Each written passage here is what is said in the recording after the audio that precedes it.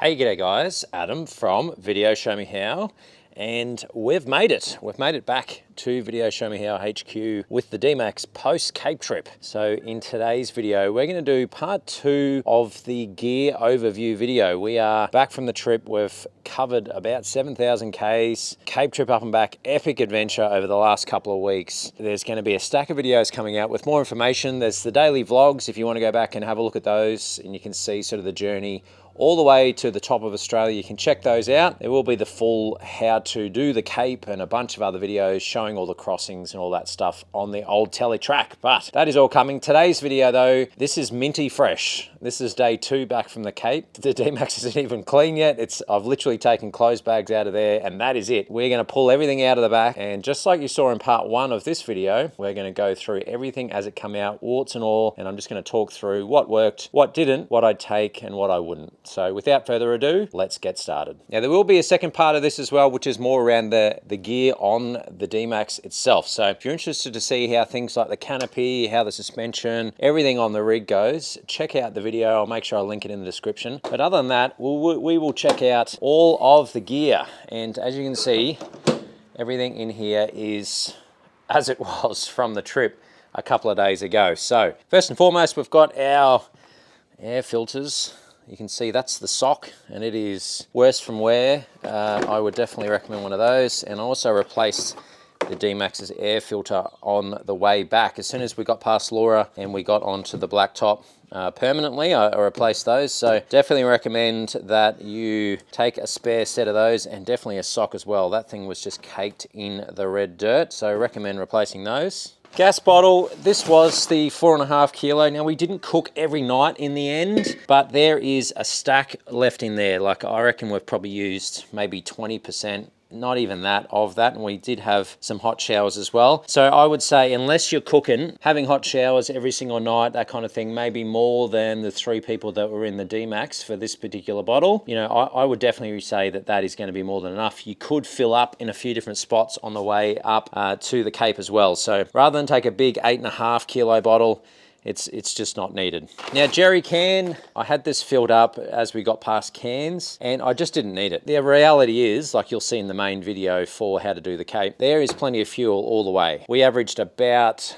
12 to 13 litres overall, which is really, I was really stoked with that. So obviously depending on your usage, up to you whether you take that. In the future, I probably wouldn't bother. The swag, this is the 23-0 Bandit 1100. It was, like you saw in the daily vlogs, living up the top for the track. But as soon as we got onto the blacktop, just for a little bit more aerodynamics, I just jammed it in the back here so that it would be out of the way. So we'll get that out of the way. From here, it's probably worth talking about the dust. As you can see on the tailgate, I have a bit of a grunt kit. This was one of the grunt kits with some stuff here. It's not the full kit. And at the end of the day, it kind of worked, but it didn't work that well on the base. You can see where most of the dust has been coming in is right on the base. The canopy itself was really good. Dust definitely was coming in along the bottom of where the tailgate meets. So I'd probably be looking at a bit of a better kit in the future to keep that dust out of the back of the tub. Moving on, we've got some of these collapsible baskets. These were really good. We had one for washing up duties and then another big one, mainly for water collection. Definitely recommend these. They're cheap. They worked really well for the showers too. So once we were clean, we had a bit of a recirculation going, but they're a great little thing. I definitely recommend those. Let's grab out our hot water. Now this is definitely worse for wear because it was living for most of the trip sitting on the side here, copping all the dust. This is the companion hot water system. So this has your pump built in, as well as the shower head, and it's sort of the all-in-one unit. Would I take it again? And the answer is no, I wouldn't. We did use it a couple of times for the odd hot shower, but the reality is we probably only used it because we had it. Unless you're full bush camping, completely off-grid, not staying free camping the whole time, not staying in any campsite type deal, then maybe I'd consider it. The reality is we had almost the whole way, almost every single one of the sites had showers, which is, I had no idea they were going to be that frequent. So between that and swimming, ended up being redundant and just taking up a fair whack of space like you saw in there. We had the standard sort of toilet. It's not a king's toilet, but just a king's bag. I'll just rip that guy out of there. This thing wasn't used the entire trip. So it sat in that spot taking up that much room the whole time, and we didn't need it. Every single spot we stayed had toilets. There were toilets everywhere. Unless you're full crazy off-grid bush camping, staying completely away from the crowds and free camping, even then you probably, you know, you got a bit of shovel action, that kind of thing you could use. This was completely redundant, so I definitely wouldn't bother taking one of these. From here we have our chairs. Now this was an interesting one because it turns out it's kind of a little bit of a compromise, and I'll just get them out and I'll explain what I'm talking about. Not taking the bags was definitely the right call. I do have a couple of different other chairs that I was considering. I've got things like the front runner. This is quite a small design, like you can see they are quite compact. However, you don't have anywhere near the comfort. It's a little thing, but that comfort, speed of setup, and how much space they take is definitely a thing. So I think chairs is a bit of a personal preference depending on what you're after. From here, let's have a look. We've got solar. So I had a panel on top of the Sabre X, that guy up there. Just an old house panel, 195 watts. This was designed to be my extra power. It's a 300 watt panel from iTech World, and unfortunately it's failed. It is only 6 months old. I'm going through the warranty process with iTech World now, so the jury's out. We'll see how that goes. But I would definitely recommend still taking some sort of portable blanket, because like I said, we had that period there where we had some rain. I had that issue with the DC-DC. That was fixed, no worries, but it still left us in a position there for that day where we were down at the 20% mark on here, and then we were stationary for a couple of days. So I needed the solar. I would definitely be taking, as well as some hard mounted solar like we had there, I'd definitely be taking something portable, whether it's the panels, the suitcase type, which I may go to, or some sort of a blanket. So definitely worth taking, even though that one failed. All right, what's next? We have our Buck Wild grill. Now this was excellent. This is there. You'll see the video on the channel with this, because I do a little bit of a demo of it. But it's the fire pit, the full stainless fire pit. But I reckon more importantly than anything else, it's got the full grill plate on the top, which was this guy. So this was excellent because it made the fire side of things just nice and neat and easy. You know, tread lightly, that sort of stuff as well, rather than making a bit of a mess. But the grill was excellent because it just made cooking up the steaks and the snags that much easier with no cleanup, basically. So that was a good thing. Big fan of that. That will be coming on future trips for sure. Next, we have these boxes. So there's a couple more stacked at the back, but I'll talk about them here. We can fit 4 high at the back. They are supremely sturdy. They have the really firm lock, and as you can see inside, they are, other than a little bit of gump here from the shoes, this ended up being our shoe one. You can see on the lid there, they are dust free. So they do have a seal that runs all the way around. So they're weatherproof, but also they keep the dust out. So I used 2 for food. You can see there I've got my standard sort of camping box, which has all the camping knickknacks in that one. And then the mechanical one has all my spare fluids and the spare air filter and all of that jazz. So, all right, next up we have our fridge. This is my old faithful. This is the Evercool. Oh, it is looking a little bit dusty on the end there. This is the Evercool 80. Overall, the fridge worked fine. I wish we could have turned it off aside so I could start using some storage and use that space rather than it basically being empty. When you're looking at your fridge, but just consider, well, what am I going to put in there? Even if you do a bit of a pack at home, use some food from home and sort of put it all in there, and then sort of consider, well, how big do I really need to go? Because obviously they do take up a bit of space. Getting close to the end here now, this is my chainsaw.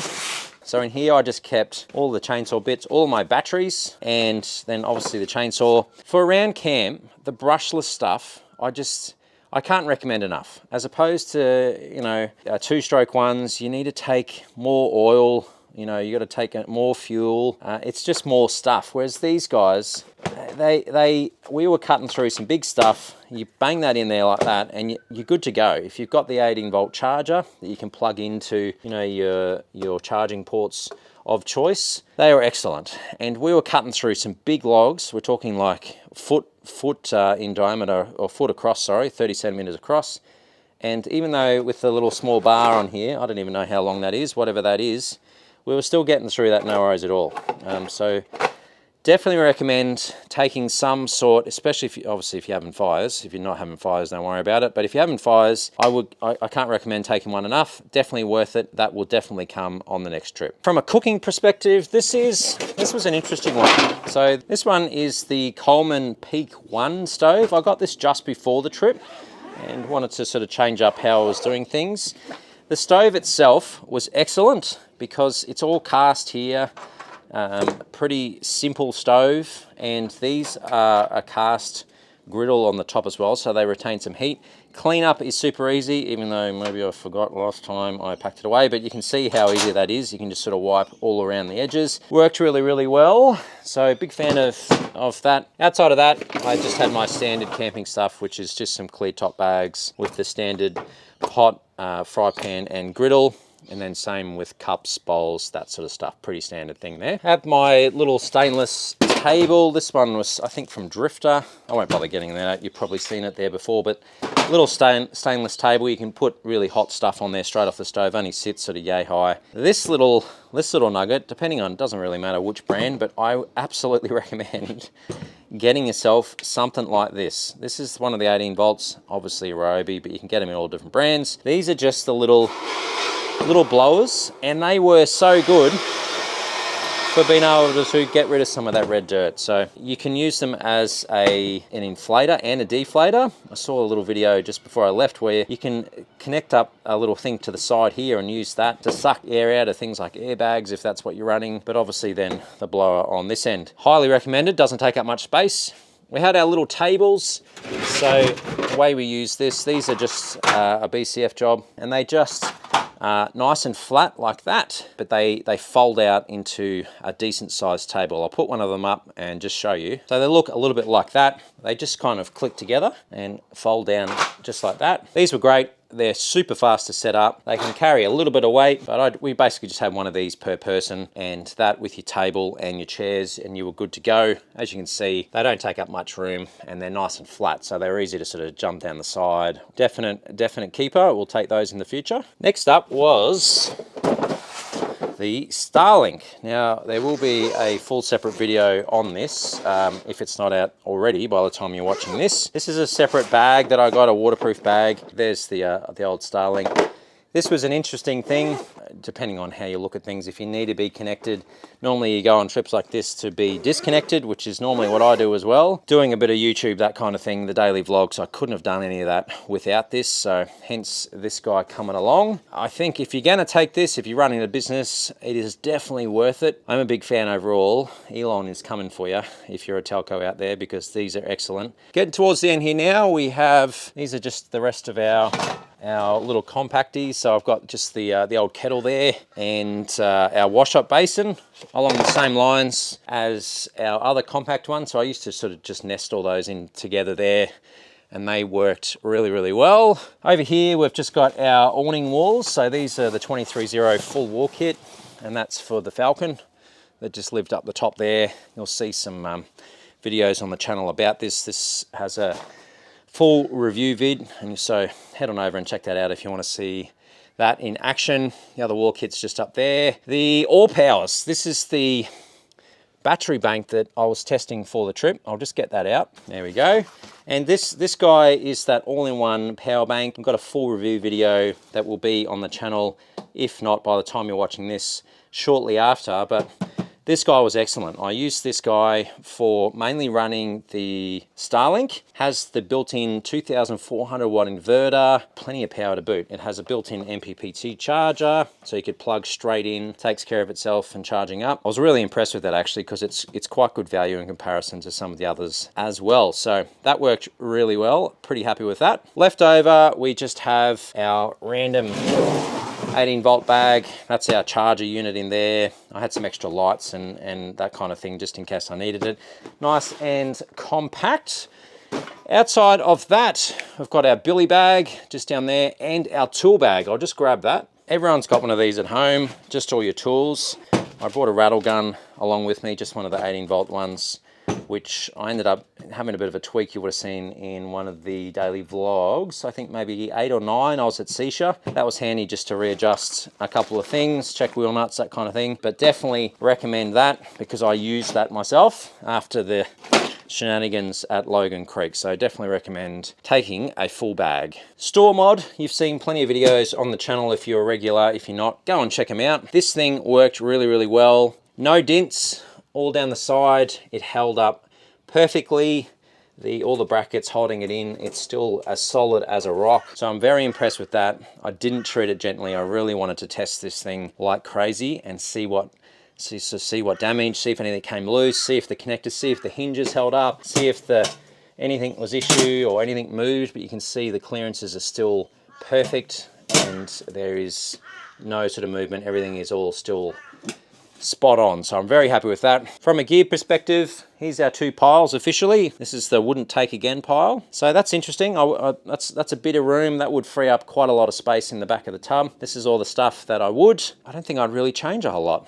To be honest, just thinking about it right now, I don't think I'd change a whole lot. You know, the walls, that's an extra bit that you're taking, but with the rain, they were invaluable. You know, chainsaw, obviously maybe a different blanket. Maybe I'd go to those suitcase ones, perhaps, something a little different there. The jerry can, I'm 50-50 on whether I'd take that. Probably handy to have, I'm not sure. Probably good in an emergency to have, so probably. And then obviously Starlink, depending on what you're doing, whether you'd need that. Battery, whether you go, or maybe I don't need that if I've got a 12 volt setup already, like in the store mod. But for me, I wanted to take that regardless of Starlink, because that's a good backup, right? Because if this failed, there goes your fridge and there goes all your food. So I wanted to make sure that if something went wrong in there and the battery was kaput in there, that I had something as a backup that I could just plug in and away we go, can still charge it, that kind of stuff. So I definitely take that. And then, like I was saying before, fridge, maybe a smaller one of those, maybe the go, because maybe you don't need one that big.